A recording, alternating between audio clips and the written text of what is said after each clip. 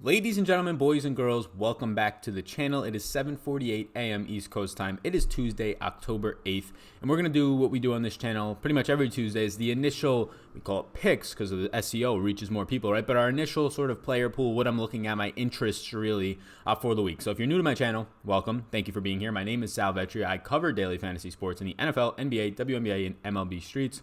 So what I do here is I do my first look yesterday. You can go check that one out. Today I take sort of a more in-depth look. I've done a lot of research so far to this point. And then come Thursday or Friday, we'll take our final look, which we call final look for YouTube. Then the people on Patreon know that on Sunday, we round it out. We do our actual closing thoughts on the slate. Now that we have all injury news, now that we have an extra 2 days, the weekend to prep and really hand build some lineups, optimize some lineups, things like that. So that's sort of the process throughout the week. Here on YouTube, you get to see the far majority of it. If you're also a Patreon paired with the YouTube, you get to see my entire process of it up until lock on Sunday when we go live. So yeah, if you're interested in getting some of that Patreon exclusive content, not only this data sheets, not only my projections and cash game tiers, showdown tiers, but exclusive content in terms of a Sunday podcast, a Friday podcast, a Wednesday live stream, some other stuff. It's all linked up down below. Follow me on Twitter as well, at SalVetriDFS. You can check out Pat Mayo Experience. I featured there yesterday. I was a guest on the show. It's now up on the podcast format.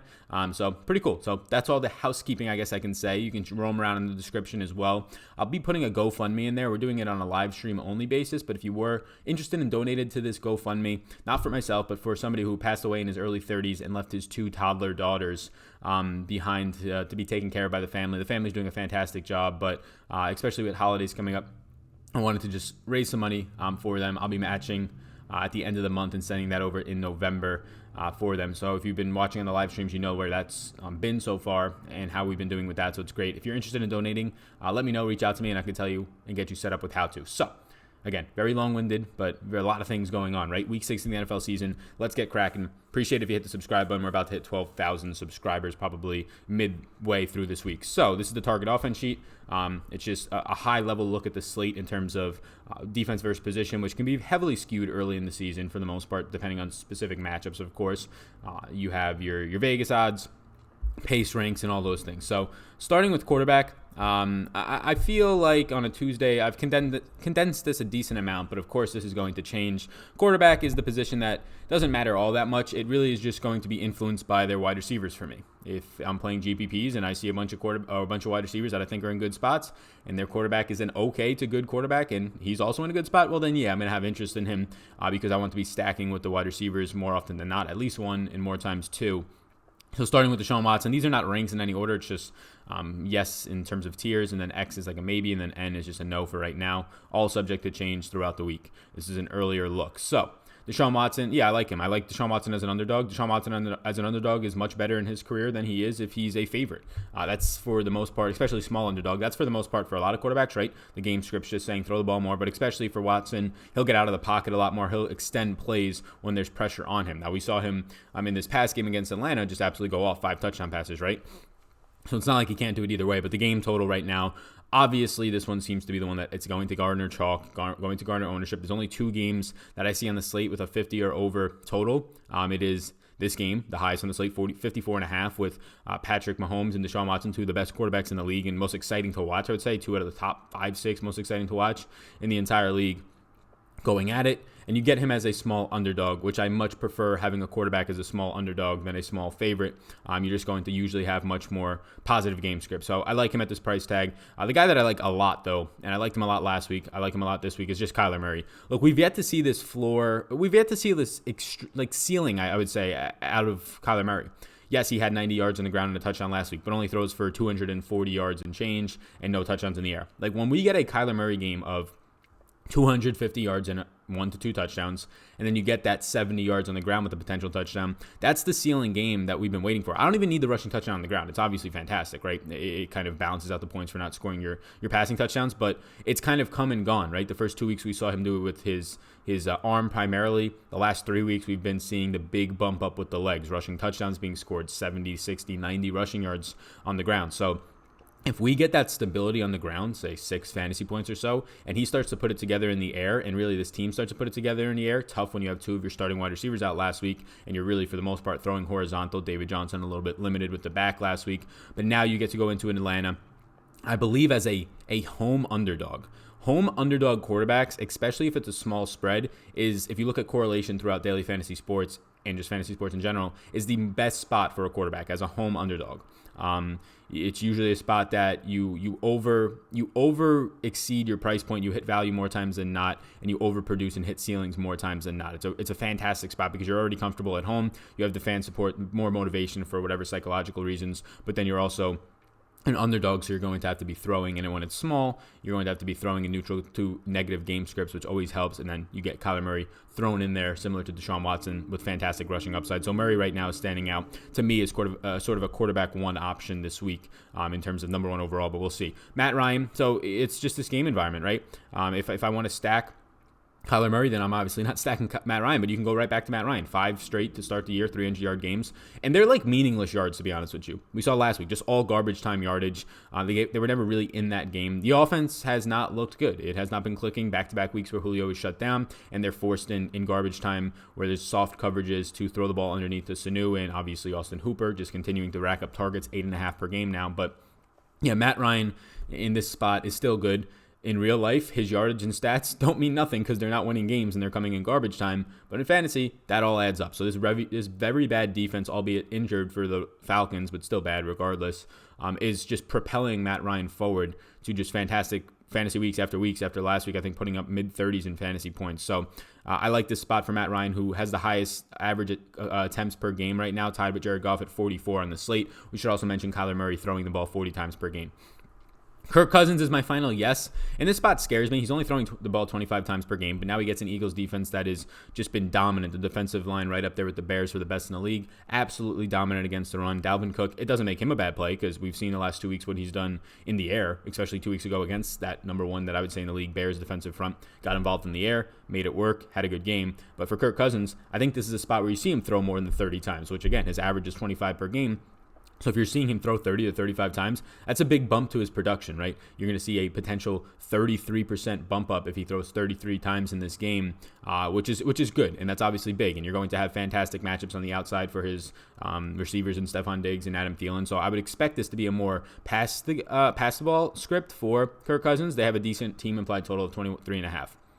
Lamar Jackson, I have concerns about it. We've seen him in blowouts perform very well, right? If the quarterback blows the team out, maybe they're contributing to it. Lamar Jackson on the ground can pick you up 5-6 fantasy points like nothing. Second in fantasy points per touch on the slate. But it's a little bit, I think, only behind Russell Wilson. It's a little bit concerning, though, because they are 12-point favorites. 12-point favorites leans heavily that Mark Ingram probably has a favorable game here. Doesn't necessarily mean that because the Bengals are still bad against the pass, really bad everywhere, tackling, run. But it leaves me with a concern to not want to get to him compared to Kyler Murray, Matt Ryan, and Deshaun Watson, who are also in the 6K range.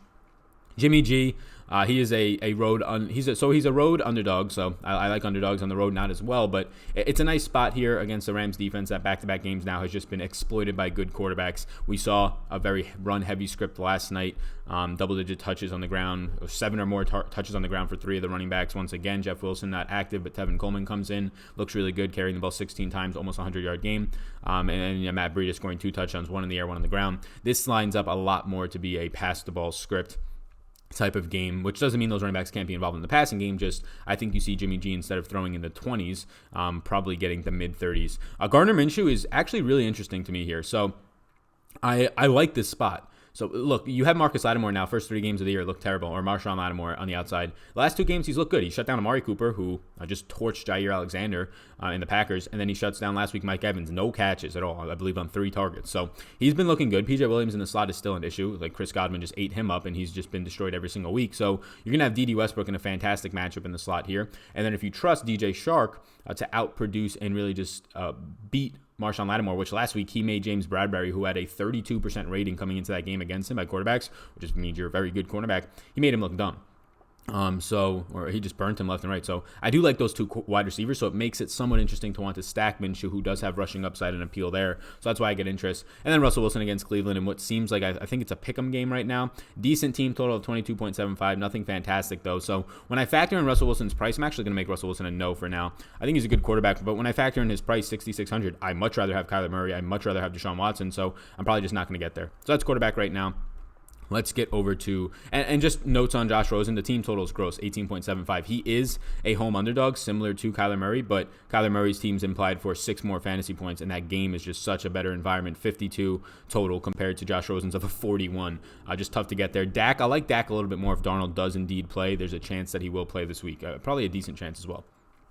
Running backs, I just like Zeke. He's a big favorite here, 8.5-point favorite. If Darnold doesn't play, it's going to get even better for Zeke. Zeke played 93% of the snaps last week, 97% of the snaps the week before. Zeke did not produce all that well last week, albeit had a good game. I think he had 3 receptions for, he pretty much had like 6 points throughout his receiving game, scores a touchdown, 12 carries on the ground. It was just very limited because they got down very early in that game, like 31-3 at one point. So, and then early in the game, they were down by 2 scores in the first quarter, so it doesn't help you as a running back when that happens, but albeit, all things considered, still finishes with right around 18 fantasy points or so in that game, and a game script that just said, like, this is going to be terrible for you, still comes out on top. Really like the matchup for him. David Johnson popped up on the injury report, did not play, only got in the 70s in terms of his snaps that last game. Chase Edmonds looked good on the touches. He got 8 carries on the ground, 4 targets in the air.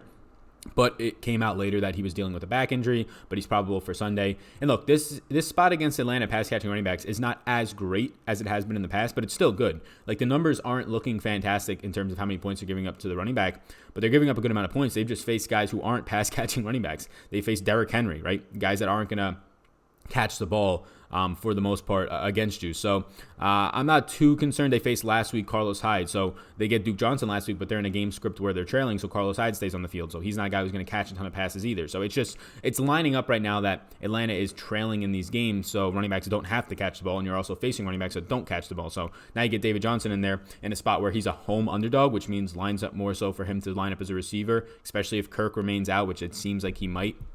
I like David Johnson a lot. Le'Veon Bell, usually I wouldn't say get a 8.5-point underdog into your lineup, but he's $6,400. Darnold might come back, which is good. Dallas's defense, we just saw get torched pretty much when they face a good running back so far. They got torched by Saquon week 1 on limited touches. They gave up a career and a record-setting day to Aaron Jones this past weekend. Le'Veon Bell is still running top 10 routes in the league, top 8 routes in the league, even though he's had his bye. Like, that's crazy. Like, he's had his bye week, played 1 game less than most of the running backs in the league, and still is top 8 in the amount of routes he's running as a running back. So if Darnold comes back, Le'Veon Bell is going to be an extreme interest of mine because it keeps the drives alive. Not only do you find yourself in the red zone more, keeps the drives alive, it takes 8-man boxes off of Le'Veon Bell because nobody's scared of Luke Falk. And when Darnold's in there, there's an actual deep threat in Robbie Anderson. Chris Herndon is back now to open up the middle of the field as well, and as well as Jamison Crowder on the other side. So this is a good, very quality offense when Darnold is back. Chris Herndon coming off of the suspension list. So yeah, Le'Veon Bell I have a lot of interest in. Chris Carson at $6,000. I mean, he played a season high in snaps after Rashad Penny came back on Thursday night. So even with Rashad Penny there, Penny only plays, I think, like 16% of the snaps. Chris Carson sees in the 80% range of snaps, and he's just been so good running a ton of routes. Last week, I think he ran around 25 routes. He gets the Cleveland defense that we just saw get torched by the 49ers by 3 running backs on the ground, primarily 2, but all over the place. The price tag is just way too cheap on Chris Carson. Like, there's a really good chance in this game, since it's a neutral game script, means they're probably not going to be trailing, that you see Chris Carson see 4 targets in the air, and you see Chris Carson get, I would say, a minimum of 16 touches here. So 20 opportunities, 16 touches on the ground. And that's, say, 2 catches in the air. So I think 18 total touches was like a median projection at maybe even the low end. So I really like him. Kamara against Jacksonville is good. He only ran 20 routes last week. I imagine this is due to the game flow early because that's 6.25 less than his average on the season. We're just going to chalk that up to game flow. Mark Ingram is in a really good spot. Mark Ingram is a huge favorite here. So the reason I don't like Lamar Jackson as much is because quarterbacks, when they're in big games in terms of wide spreads, it's not as good as quarterbacks who are in smaller spreads, especially if they're home underdogs like Kyler Murray this week. But Mark Ingram, huge favorite here, 12-point favorite. I saw 65% season high last week of the snaps. He was only facing a 10% stuff rate. He has the highest success rate on the slate, meaning he gets, based on his first down, second down, and third down carries, he's picking up the best chunks on those in terms of hitting the success rate marks. And then Dalvin Cook, he's just game flow independent. I have him as a yes. Maybe he leans more towards a maybe for me because I like David Johnson a lot more, Bell, some of these other guys, and Dalvin Cook's just expensive to get to compared to some of those guys that I would rather have in my lineup. But the matchup seems tough on the ground, but he's going to be so involved in the receiving game. They're making it a priority to get him the ball there.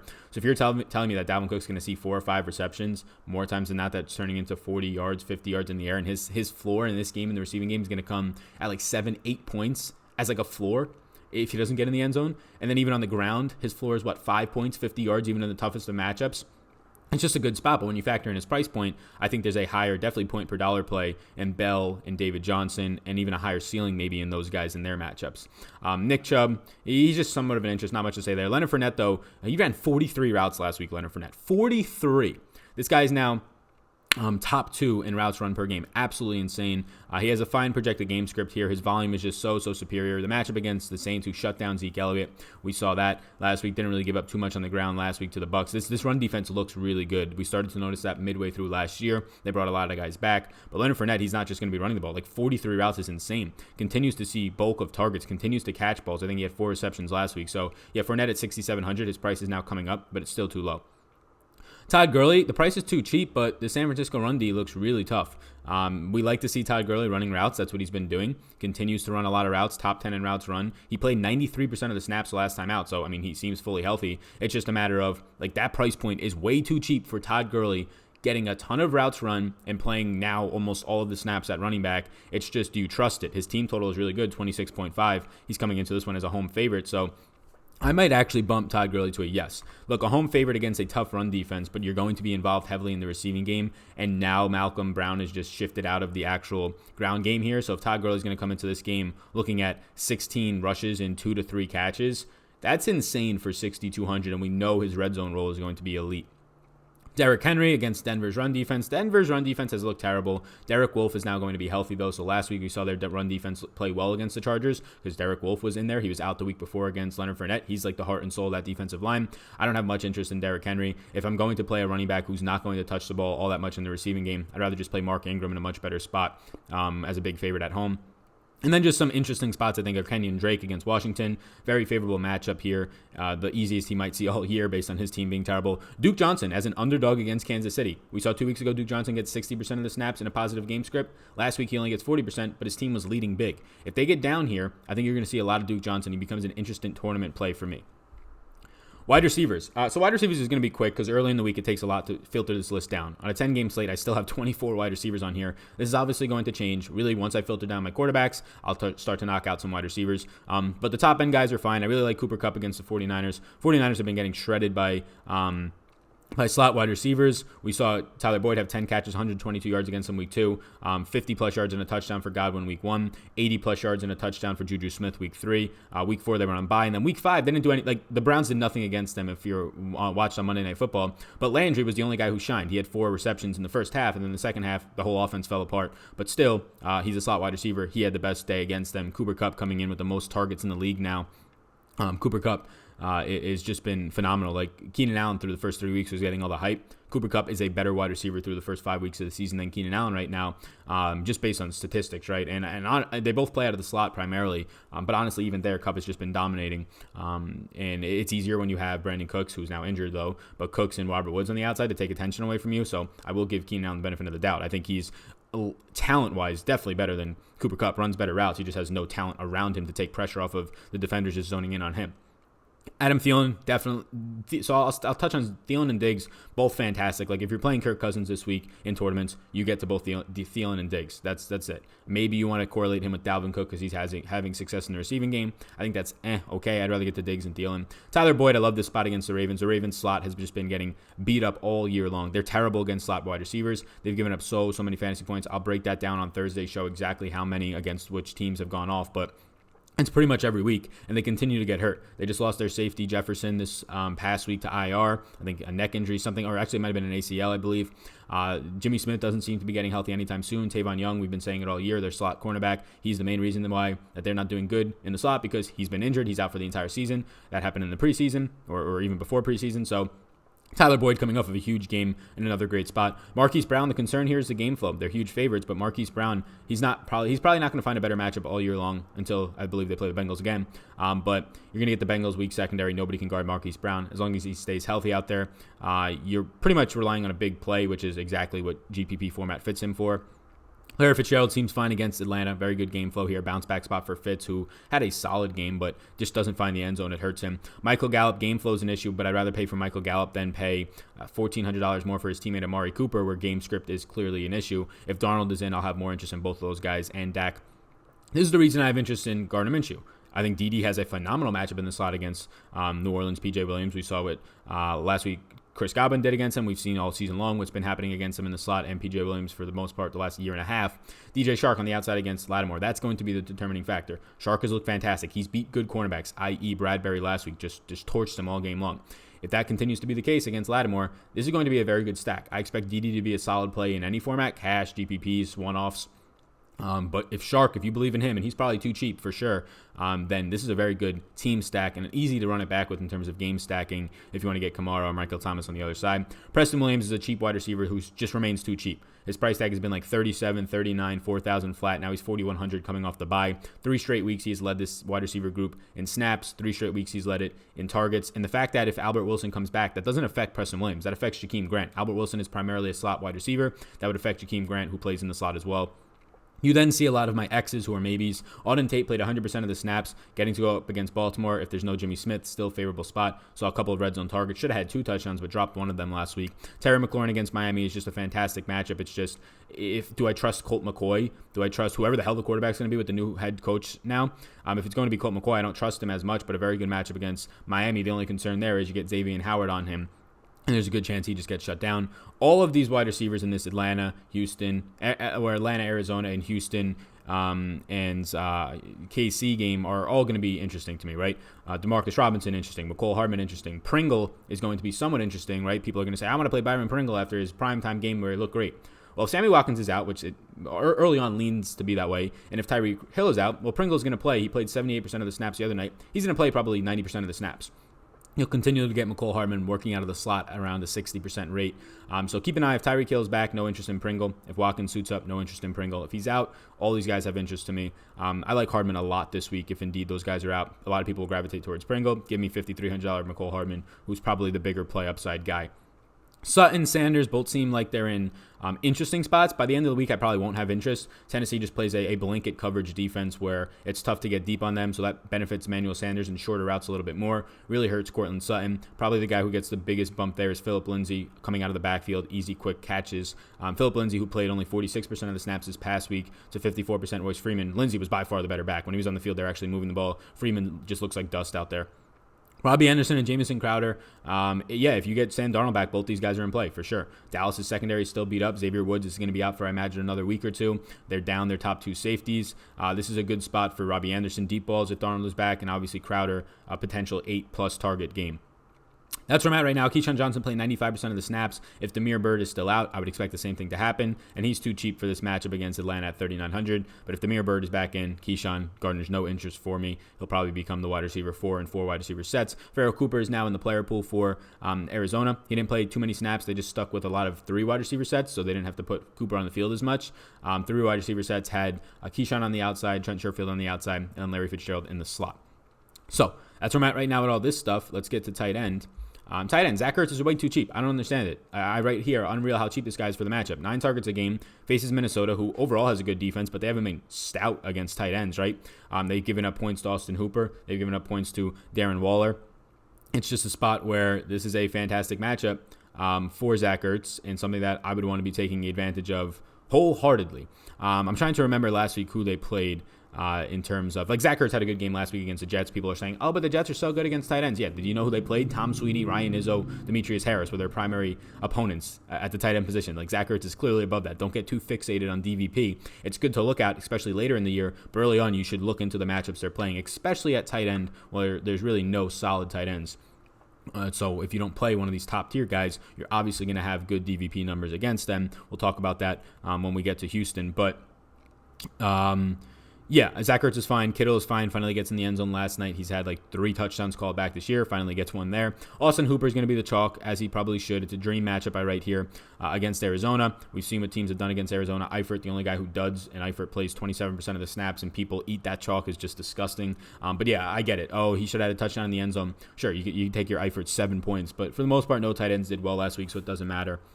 But Hooper in a fantastic spot. Played 84% of the snaps last week. Continues to get over 80% of the snaps. And when this team stinks and they get down, which I don't expect in this game to be as much of the case, but it's just throwing short, quick passes to Hooper because you're getting soft coverage. So he's been benefiting a lot from that. So his stats are a little bit skewed. But I'm a big Hooper truther, and he looks really good, especially for this matchup against Arizona. Will Dissly just came off of an 85+% snap rate on Thursday Night Football. They literally were scheming for him. They were putting him out wide. Like, he's a priority in this offense. It's Tyler Lockett, it's Will Dissly, and it's Chris Carson. It's crazy. Like, DK Metcalf doesn't have plays schemed for him. He just runs down the sideline. Will Dissly was literally having schemed out plays just for Will Dissly. Crazy how much of a priority he's been. I think he's an interesting pivot off of Austin Hooper this week in GPPs, where I expect Hooper's ownership to probably come in around somewhere like 20%. It's just an early guess. Doesn't mean you shouldn't play it. I think it's a fantastic play. I think Dissly is an interesting pivot, though. Travis Kelce, $7,000. Nobody's going to want to own him. He just hasn't been getting in the end zone. So in a tournament, in a high, well, actually, not nobody's going to want to own him. He'll be lower owned than he should because of the price point and how he's been performing recently. He's been performing great for a tight end, but he's not giving you those 100-yard and a touchdown game. This is a really beneficial overall game script and environment. And Houston, albeit last week they got to play Austin Hooper, who had a good game against them, when they're facing bad tight ends, they do very well. When they're facing good tight ends, they've been very leaky, like last week against Hooper. So don't look into their fact that they've only given up 7 fantasy points a game to the tight end position. They've played nobody. Austin Hooper is the first guy really last week that they got to play for the most part. So Chris Herndon coming off suspension, I like it, especially if Sam Darnold plays at only 3,500. Mark Andrews is a play for me. I don't really like the spread there, but he's always going to be on the field. He's averaging still almost 8 targets per game. And then Gerald Everett, 3,600. You should pick him up on your waivers. If Brandon Cooks is out, Gerald Everett becomes a legitimate plug-and-play type guy for DFS, but it's just tough to really want to get there when you have Zach Ertz so cheap. Like, Ertz is just $1,000 too cheap. I don't understand how a guy's seeing 9 targets per game and the clear number one option on his offense in the receiving game and a beneficial matchup is $5,400. If Zach Ertz was labeled as a wide receiver, he'd be one of the best value plays at wide receiver this week. But since he's labeled as a tight end, people are just kind of assuming that that's the norm for the price range. But he's too cheap. Same thing can be said for Austin Hooper. Same thing can be said for Travis Kelce's probably at a fair price point right now. But all these guys, even Kittle's way too cheap. So that's where I'm at right now for this week. Let me put it back on the target offense sheet here. And we will close out the week, but, well, not the week, but right now. That's not where I'm at for the week. That's where I'm at this point in the week. But thank you. Appreciate you tuning in. Hit that subscribe button before you leave. That helps me out a lot. Really appreciate this. Unlikely to play Thursday's Saquon. There you go. That's what I expected. Just got the notification. But my name is Sal Vetri. If you can follow me on Twitter, at SalVetriDFS. If you head over to Patreon, link down below. Check out my exclusive content over there. I'll be on Pat Mayo Show next Monday. I'll be on the Awesemo Show this week, Tuesday, Thursday, and Saturday at 11 a.m. Make sure to check out all that content. Roam around in the description if you would like. Reach out with anything, any questions you have on Twitter, comments down below. We have a Discord over on Patreon. If you become a priority member or Hall of Fame member, you'll be entered into that Discord. Some good conversations, hopefully going to be getting stirred up this week as well. So thank you for tuning in. My name's Sal. You already know that. Peace out, gang. Hey, hold up. 1 second. Check out this page. If you haven't yet subscribed, hit the subscribe button, all right? And if you're interested in Patreon, if you're not already a Patreon, you can hit that button on Patreon, become a Patreon. It will take you right there. You can also check me out on Twitter, at SalVetriDFS. And hey, if you're interested, this next video that's about to pop up, why don't you check it out as well? See ya.